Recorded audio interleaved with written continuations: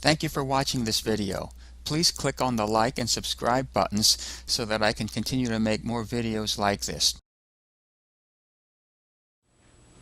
We're about to get into the heart and soul of this lesson, which means the E pages, the electrical pages.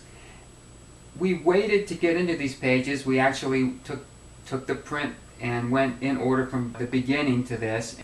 We learned some of the basics as we went along, and I think now that we know a little bit about how blueprints work, we're really going to get a lot more out of this section. And of course, as an electrician, you're really going to spend about 90% of your time on the E pages. It was good for us to kind of get our feet wet before we get into these pages. So now here we are at sheet E0.1, and it's the symbols, abbreviations, and general notes.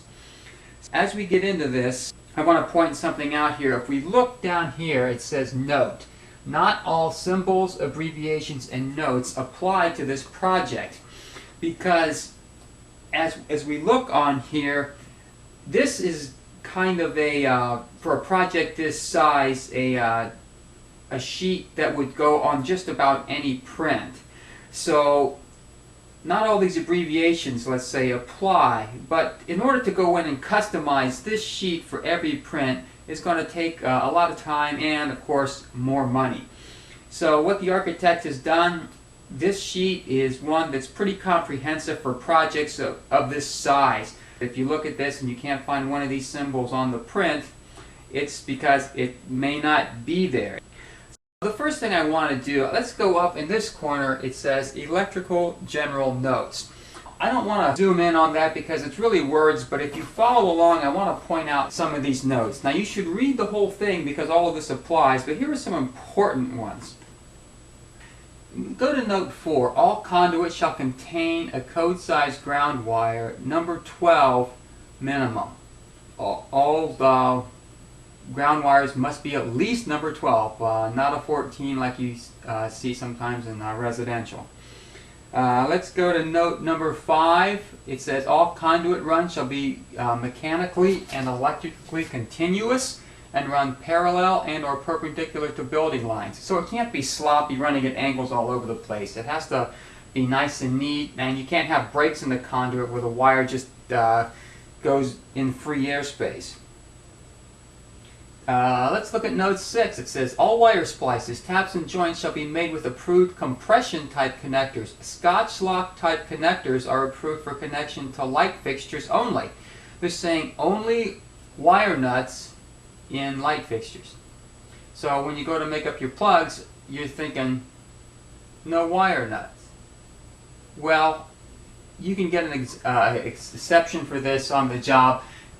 Your contractor and general contractor will most likely let you use wire nuts in there. So I just want to point that out, though. I've never really seen that one before. Let's go to number 8. All lay-in type light fixtures shall be secured with screws in all 4 corners and with 2 slack wires on diagonal corners for NEC and IBC requirements. And this is, you often see that where you have the ceiling wires for the lights. You've probably put some of those in yourself when you have to screw into the corners, and this is for the support. Let's go to number 12. It says all concrete and block wall penetration shall be core drilled. So you can't take a hammer drill and just blast through it and fill it up with foam or something. It has to be a nice, neat core drilled circle. Let's go to number 21. And look at that one. It says the owner must approve all power and or safety system outages required to complete this project. So if you got to shut down the power, you've got to let the owner know because it could affect the work of other people, other trades, and things like that. Usually you're working off a temporary power here. Number 22, upon completion of the project, all changes shall be documented and redlined as-built drawings shall be turned over to the owner by the contractor. As you build this project, you might come up with certain changes that you had to do, or you find things might be a little bit easier in the structure than it is on the print. And you have the flexibility to do that when you're installing certain things. A common thing is, let's say you've got several conduits or circuits that go in one conduit. You might split those up and run 2 conduits, and it might be an easier installation to do that. Well, if you do that, you have to make a red line drawing for that. so that the owner of the building will have that if they have to do any kind of maintenance work, and we'll show you how to do that later. Note 29 down here, very, very important. All mounting heights for boxes are from finished floor, and we talked about that earlier, and we talked about how to find what kind of floor covering you have, and if it's tile or carpet or whatever. But let's continue. To the center of the box, unless otherwise noted. Now, UON, unless otherwise noted, is an abbreviation you might see. So let's keep that in mind. This is saying that our mounting heights that are given will be to the center of the box, unless we are noted otherwise to do that. Please read all of the electrical general notes over there in that column. At this time, we will now go up here to the electrical power symbol. So we're going to zoom in over here, and we're going to talk about this part of sheet E0.1. From the top left corner of our sheet, electrical power symbols. And right away, we can look. This one is a very common one. It's 20 amp, 125 volt duplex outlet. And this is called a single gang plug, but it says mount at 16 inches to bottom, or as noted. Now earlier on note 29 it said mark it to the center, but here it's saying to the bottom. So that means when you're laying them out, mark them to the bottom, because that's otherwise noted. And if you're unsure about what to do, of course you talk to your foreman or the general contractor, and they'll work that out and give you a number to use. Here we have two different numbers, so you have to check up on that. This is a symbol for a double duplex or a two-gang plug. You often hear that. And again, mount 16 inches to the bottom, so they're keeping the plugs at the same height. Here we have this one here. This is kind of a triangle, and it's blacked in on two parts of it. 250 volt single phase receptacle, amps kilowatt as noted. We have a range in the kitchen that is fed with two conductors on a two-pole breaker, and we'll be looking for that symbol there. Now here it's blacked in on this side. It's a three-phase receptacle. So when we get to the print, we'll have to take a closer look at that. Let's go back up here now. It says a box around any outlet indicates outlets installed in a floor. So we'll point out some of those as we get to those. Here's a plug like this that has a slash through duplex receptacle mounted above counter, and you confirm height and location. And again, on our A pages we looked at our furniture and we looked at our millwork drawings. So there's how you can confirm your height and your location looking at those. Now let's go down here. We've got other power symbols. Junction box. That's a 4 11/16 square box by 2 1/8 inches deep minimum. So you have to look at that. You can't just assume that it's going to, just use a 4 square box. You have to at least use a box with that kind of amount of fill when it calls for that. Here's we got a circle M with a motor. We have a pump, actually, a recirculation pump and a hot water heater. We'll take a look at that as well. Now here's one. See this variable frequency drive? Okay, here's a symbol that's not used on this print. So that note that we talked about earlier, again, you're not going to find this on the print. Don't worry about it too much. The next we want to look at is conduit types. So let's take a closer look at that. Okay, so we can take a closer look at this conduit type since it's a small section. And this dotted line, to point out that is for underground conduit. So when you see that, you know it's something that has to be done underground. This is a conduit up. In other words, it has to go up, maybe up to the next level, up to the roof. Conduit down, maybe you're on the roof looking, it has to go below. Home run to panel board, or as noted, and oftentimes this will have an arrow on it. Conduit stub out, mark and cap as directed. In other words, sometimes you just stub up some conduit, sometimes you need a spare or something of that nature. Breaking conduit, this usually happens if you have a control joint and you got to switch there to some flex, and you'll have a note on that. Or if you have a blueprint that is so large that it takes several sheets side by side, then you'll have that symbol on there. But of course, this page is not that big. So you won't run into that here, but just keep that in mind for something later. Okay, now our next section, let's look at the abbreviations, and we'll take a wider look now at that list. So here we are in the abbreviations. A is for amperes, that's pretty common. AC, at 6 inches above counter. So if you got millwork and furniture and things, if you're looking at a plug or something, that could be something we need to look at. Here's a common one. CB is circuit breaker. CKT is circuit. CU for copper, that's from the Latin cuprus, for copper. That's where they get that symbol. E is prefix for emergency.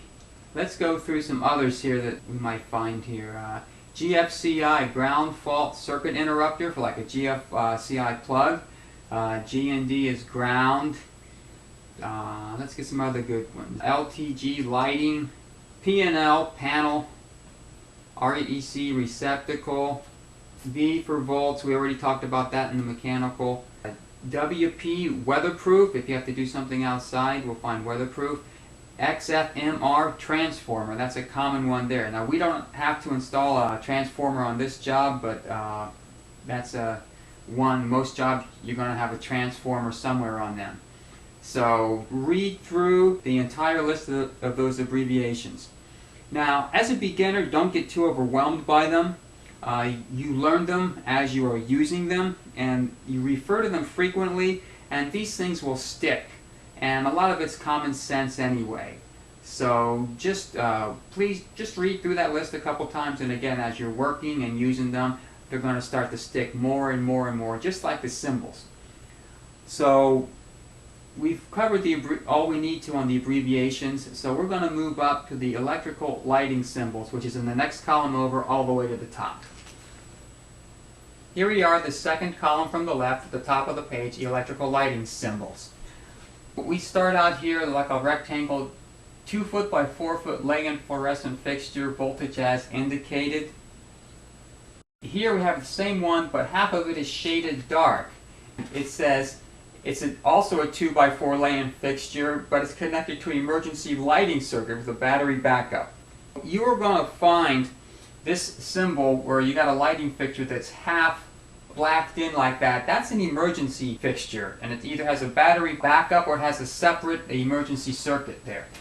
Or oftentimes it's used as a night light as well, which is doubles up as an emergency light. So that's very common that you're going to use. A square, here a 2 by 2 lay-in for fluorescent fixture. These next three, you have a circle with an X in it, and then some of this circle is blacked in. Usually it's 1 or 2 sides. Those are exit lights. And the blacked in part is the part where you actually see the sign that says exit. And exit sides have arrows that point. And this tells you the direction to point the arrow. So if somebody sees the sign, they're going to read it, and it tells them the arrow of where to go. Here's one, looks like a dollar sign with a 3. That's a 3-way switch. And it says mount at 46 inches to bottom or as noted. So again, on this note 29 in our electrical general notes, it said mount it to the center. Here it's saying 46 inches to the bottom. Remember we had that tile in the bathroom, in the lavatories, and that went up to 48 inches, 4 feet above the finished floor, and that would be the center of this. So we'll have to see if we're going to make an adjustment on that, or if it's something we talk to the general contractor about. But anyway, I just want to point that out. There we have some things that kind of overlap. Okay, here's like a switch with a D. That's a dimmer switch, and again they're saying mount at 46 to the bottom. Okay, this is a motor switch. We don't have one of those.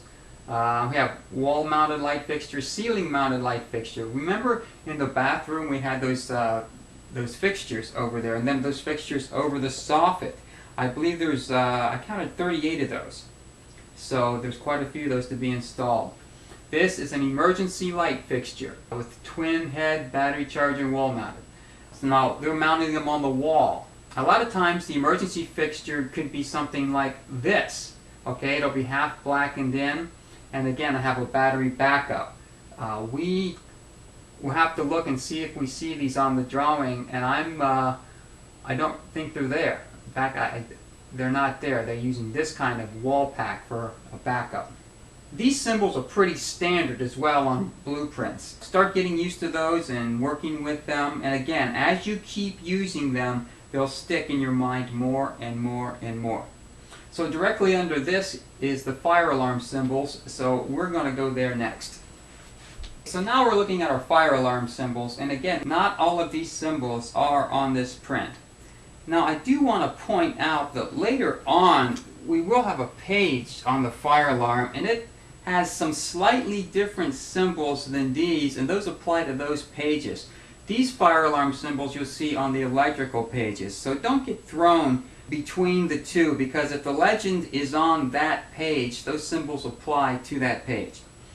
Now I want to point out here at the top we have a circle with an X in it. Now that's very similar to our exit sign, except there's no blackened in section on it, and this is really a speaker, and it says mount 80 inches above finished floor to the center of device or 6 inches below the ceiling.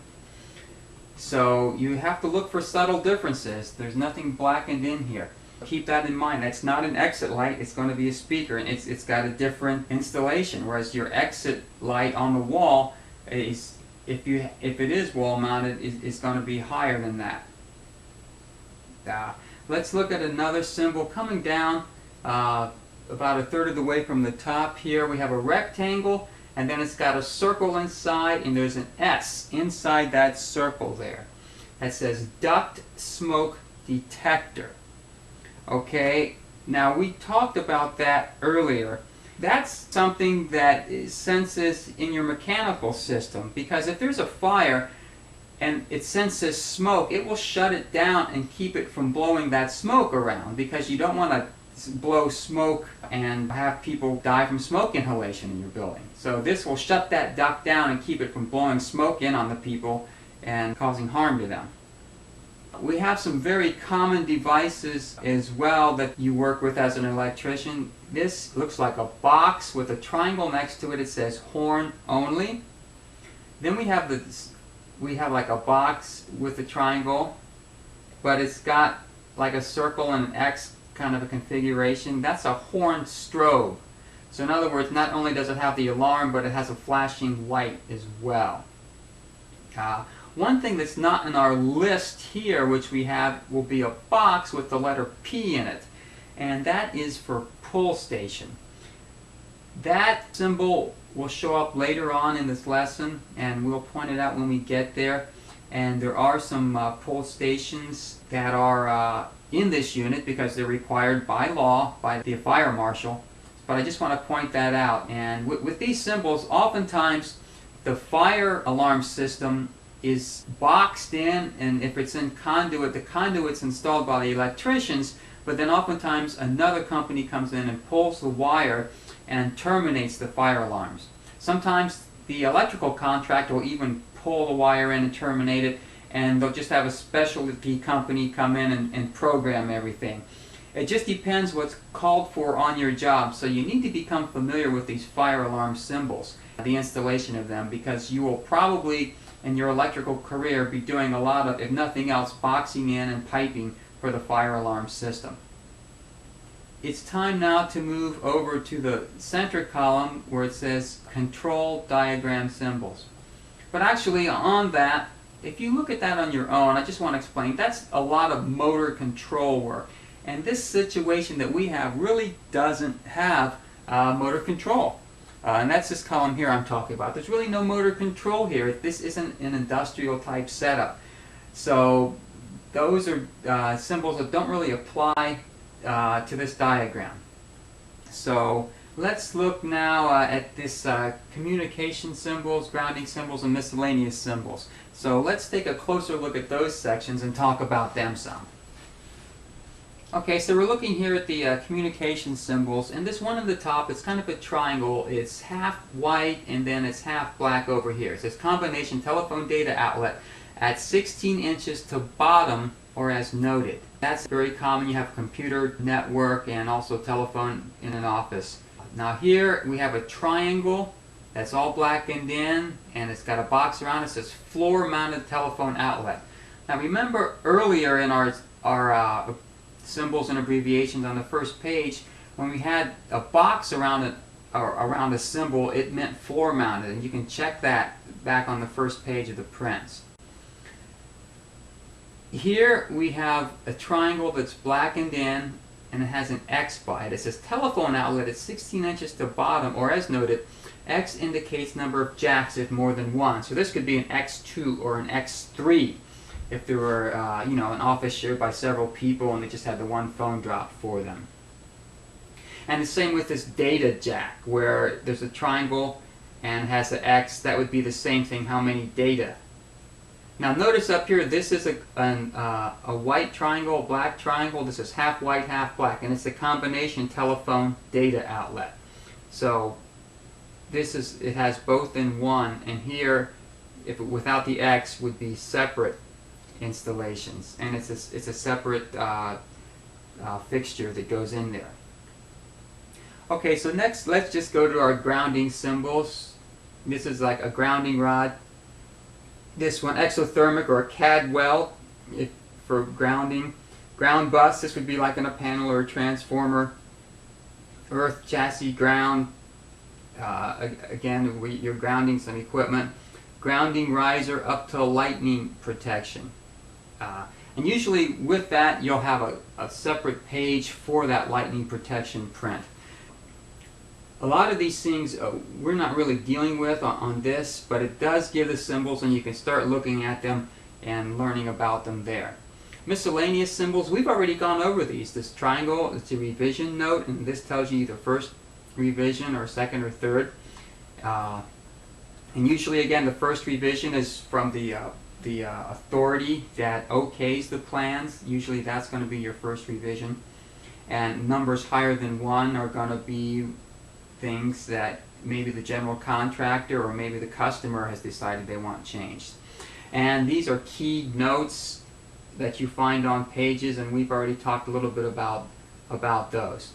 We're ready now to move up over to our next column, and we'll look at our single line diagram symbols.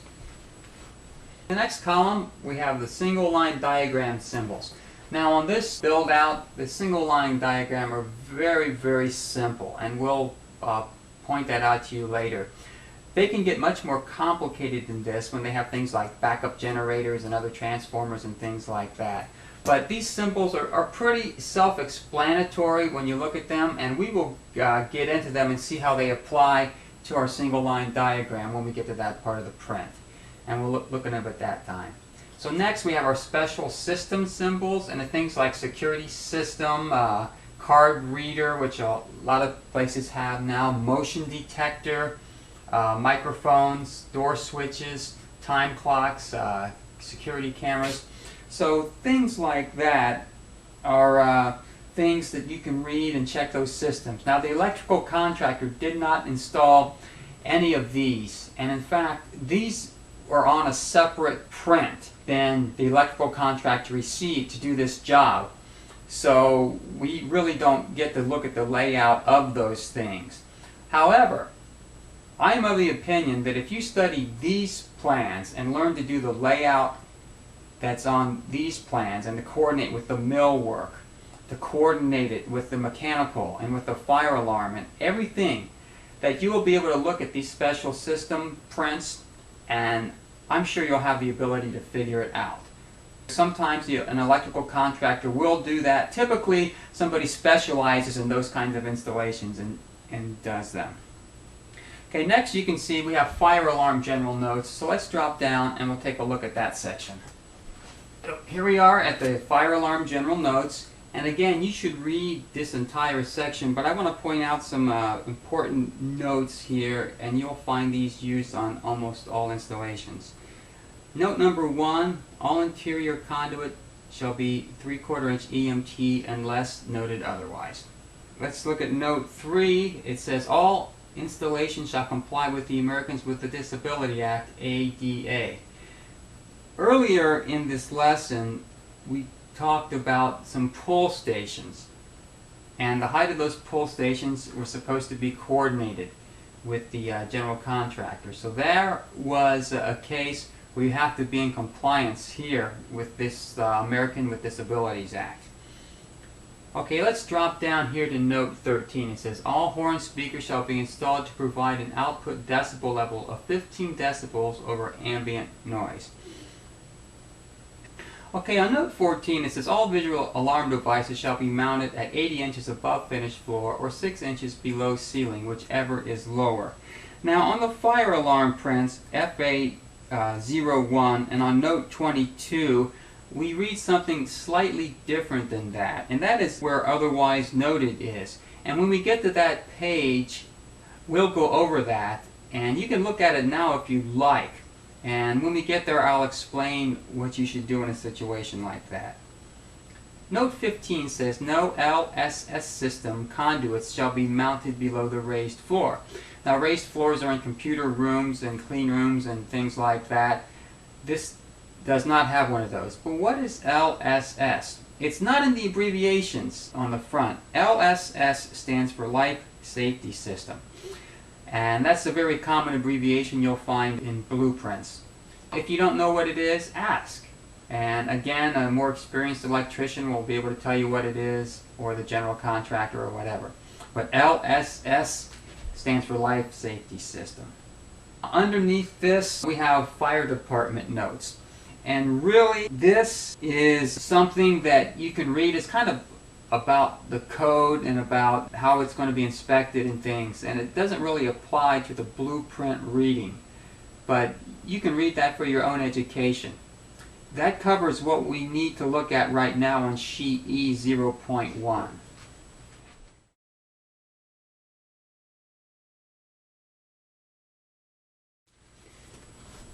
The next sheet of our lesson is sheet E 3.1, the lighting plan. This looks very similar to sheet A 6.1, the reflected ceiling plan, where we first got to look at our light fixtures. There is a big difference here, and I want to point out something. The light fixtures are in the same place, but you look between the light fixtures, you're going to see these lines. And these are conduit, like right down here by this note 1, it says E4357. That's going to be panel E4 circuits 357. The reflected ceiling plan, those were not in here. The home runs, the circuit numbers were not included. It was just mainly a look at the lighting and also the ceiling heights and things like that. But we do have the same symbols for our lights as you have on the reflected ceiling plan legend. And if you go back to A 6.1 and take a look at that legend, you're going to see that these symbols are the same. We're going to go up to this top corner of this page here, so let's do that right now. And if you'll remember, here we are in the conference room, and this area right here was a hard lid ceiling, and you can see the grid, the 2x4 grids here for the lights. This is a one of those tile in a grid ceiling. Now, if you'll remember, this was a 10-foot ceiling height, and this was 9. Now, what I want you to do now is to pause the video and turn back to sheet A 6.1 on the reflected ceiling plan and take a look at that and just double check that this is a 10-foot ceiling height and that this is a 9-foot ceiling height. So go ahead and do that right now as we pause the video.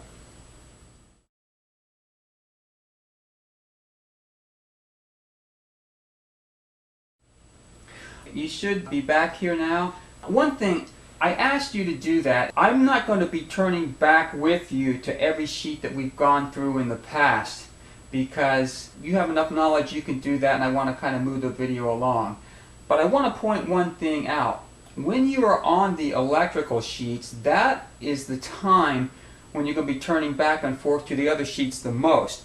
So we're going to be doing that a bit. Now, if it's something we've covered before, I may just refer you to it. However, anytime we're looking at new information, I'm going to take you there and I'll be right there with you. But I believe what I just asked you to do by going back to the reflected ceiling plan, that's something you can do on your own. And you don't need me there because you've already learned that and you're pretty good at that right now. I wanted you to check that out. Also, on that reflected ceiling plan, you can look at the legend. We mentioned it earlier. These are your incandescent lights, your can lights as they're called sometimes. Now we're here, we have a note 2 right here, and if we read our key notes in the top right of the paper, it says, New dimmer switch mounted at 42 inches above finished floor for control of downlight fixtures in the hard lid ceiling. Total of 8 fixtures. If you look at that, that's this right here. There's 8 of these fixtures. And it says contractor shall provide and install all necessary conduit and wire. And that's some work that you're going to be doing. Okay, now what's this note number 3? Let's look at that. New dimmer switch mounted at 42 inches above finished floor. So we have here in the same box, it'll be a 2-gang box, both dimmer switches in the same box. For control of downlight fixtures in the drop ceiling, total of 5 fixtures.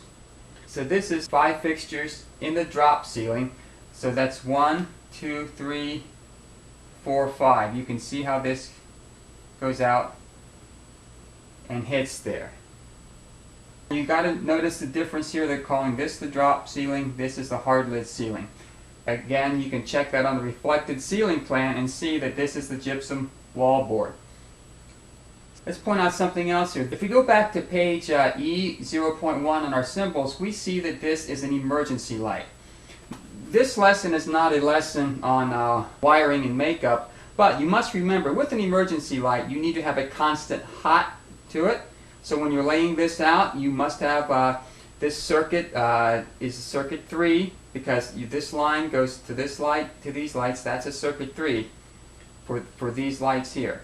So circuit 3, you must have a constant hot and a neutral that goes here for circuit 3. If we look next to it on the wall, we have these switches, 3 switches together in a box, and it has a 3 next to each one of those. Those are 3-way switches. We'll have to take a bigger look at the picture later, and I'll point those out, what those help control. But we have 3 3-way switches all together right here. The next thing I want to point out here, we have a circle with an X in it, and part of it is blackened in. If we remember from our electrical symbols, this is an exit light, and that means that the word exit faces this way, and it's right by the door here. What I want to do now is drop down a little bit into this area, into the restroom area, and I want to point out a few things there. So we've dropped down a little bit, and you can see we have 2 switches here by the door, and we have our lighting, and we come over here, and this is an exhaust fan. Now I want you to read the notes. Not the keyed notes, but the notes underneath, and it's off the screen. And I should have pointed out, you should read those notes first, because those are all electrical notes and they all apply to this work. An important note is note number 2, verify locations and mounting heights of all light fixtures with the architect owner prior to rough-in. So that's something you need to do on that. But note number 5, all toilet exhaust fans shall be controlled via a separate switch mounted in a 2-gang box along with a switch for lighting fixtures in that toilet.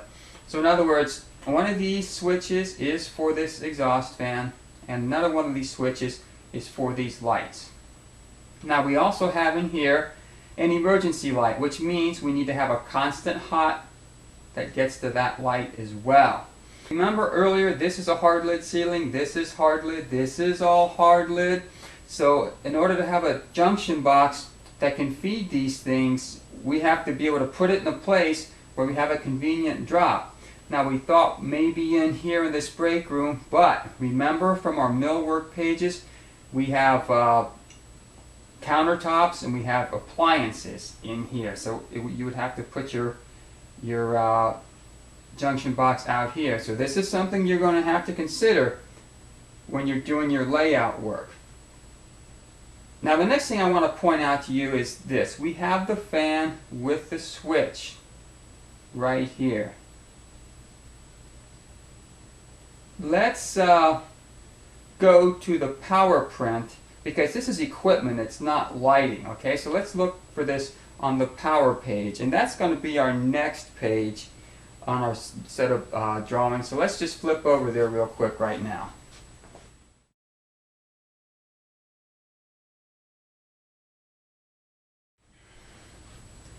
Here we are at sheet E4.1, it's the power plans, and here's the restrooms we were looking at. We talked about the exhaust fans. Okay, they're not here. So how come they're on the lighting sheet and they're not on the power plan. Here is why. Since they are tied into the same circuits as the lights, the home run for the exhaust fans is shown on the lighting page. Therefore, those fans are going to show up on the lighting page instead of the power plan page. That's why those exhaust fans show up on sheet E 3.1 instead of sheet E 4.1, which is the power plan. So I just want to point that out to you and to make you aware of that. So it's time to go back to sheet E 3.1.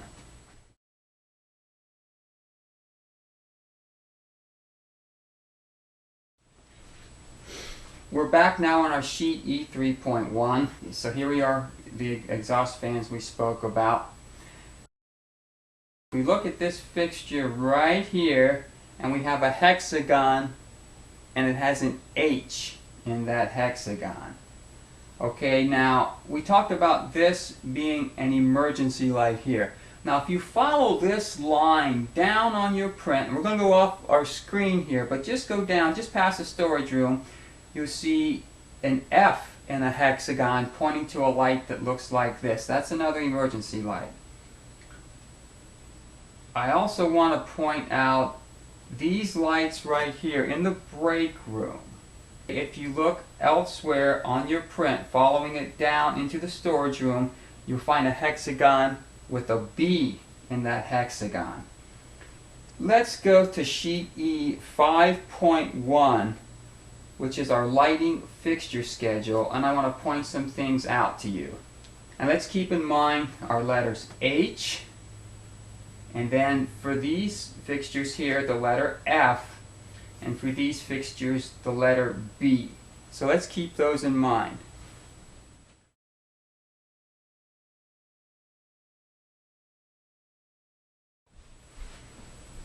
Now we're at sheet E 5.1, one-line diagram, schedules, and calculations. So if we look in the top right-hand corner of that page, which is what we're showing, we have the lighting fixture schedule. Now I asked you to look at B and F and H. Let's look at B with the hexagon. See, we have the hexagons here with the letter in them, and that's the type of light fixture. So B, 2x4 fluorescent grid troffer with prismatic lens. Now that was the fixture that was in the break room and also in that storage room. If we look up here, manufacturer catalog number, and so we go down, it says Lithonia and has an awful long number. It has voltage, 120 volts, number of lamps and type. Okay, the B has 3 lamps and it gives the lamp type F32-T8 SP35. Flush in grid ceiling, that's the mounting. Has notes, no specific note on there. We asked you to look at note F. So let's look at the F. Again, in the hexagon for a fixture, emergency fixture with 90-minute battery backup. And here it gives the manufacturer catalog number and the type and everything. Remember, this was our emergency fixture mounted on the walls. Now we have a cloud in here, so let's look at match existing on-site. If any are on-site, we have to do that. That tells that kind of light.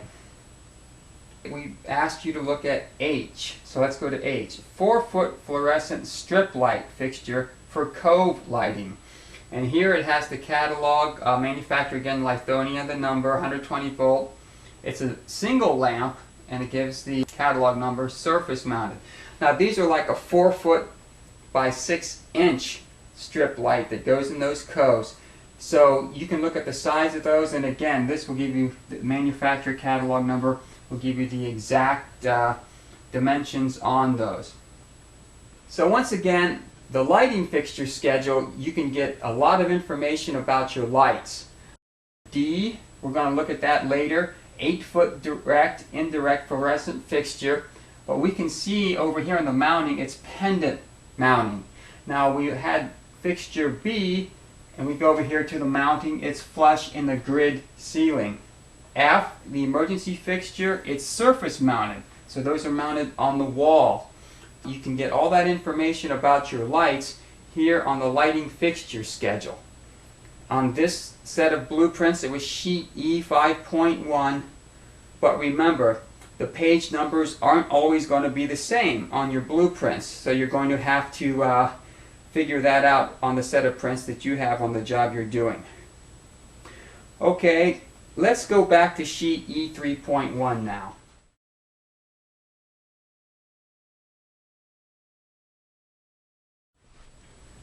So we're back to sheet E 3.1, our lighting plan, and we're taking a full view now.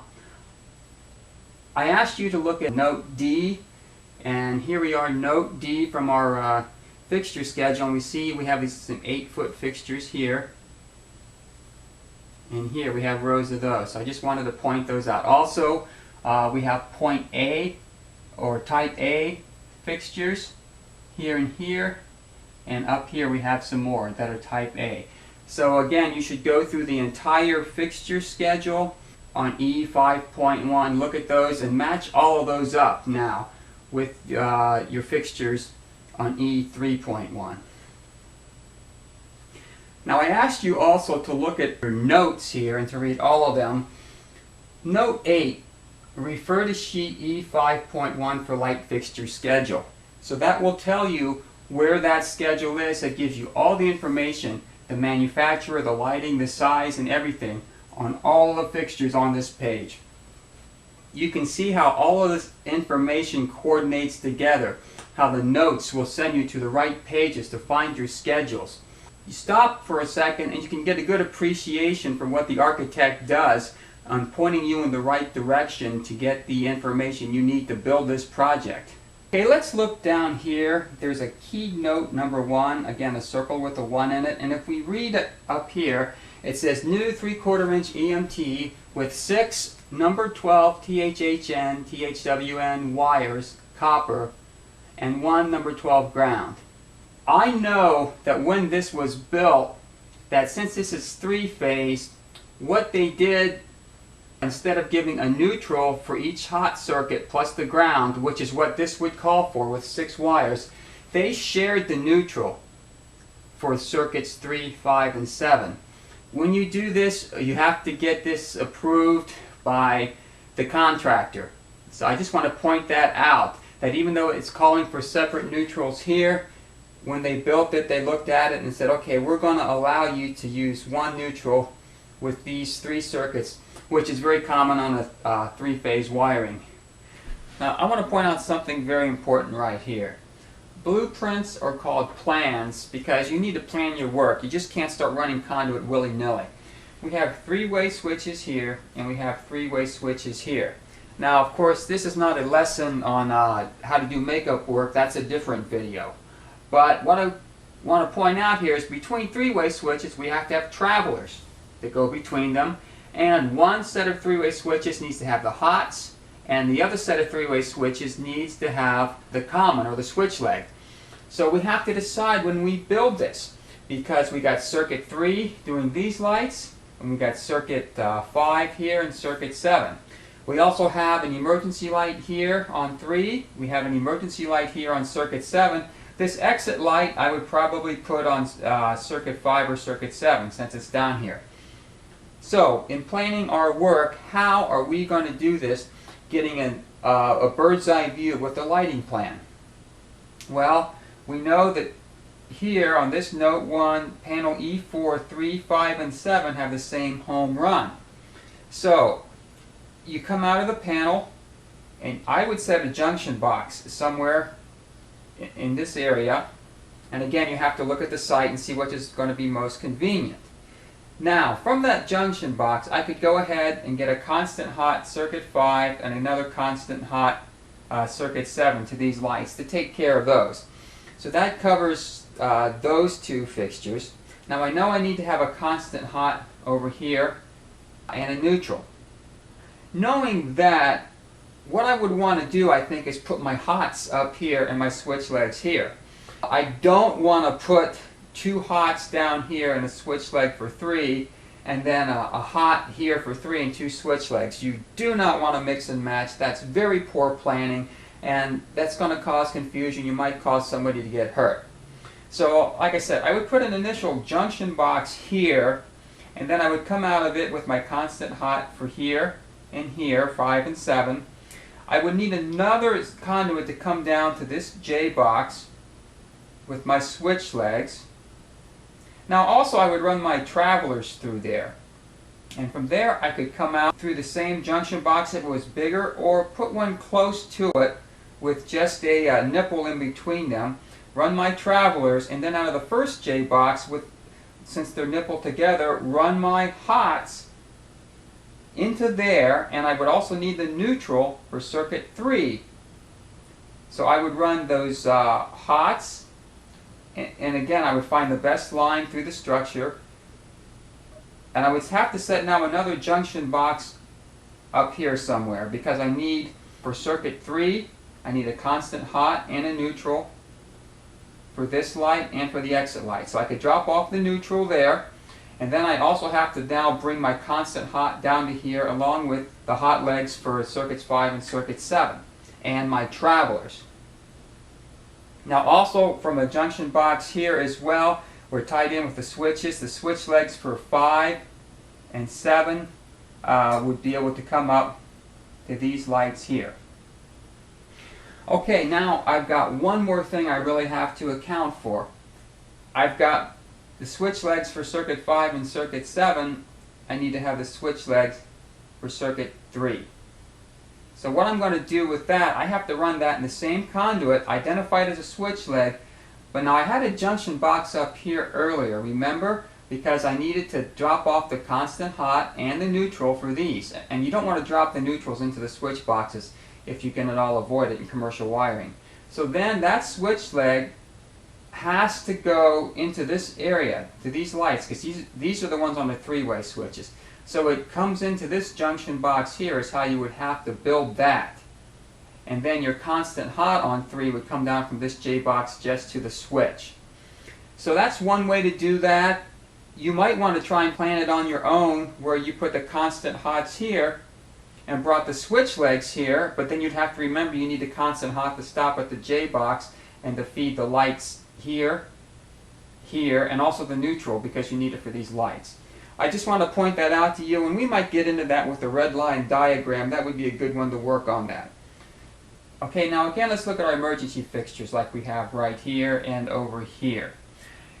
If you look on the reflected ceiling plan, and that's sheet A 6.1, go ahead and look at that right now and find those fixtures.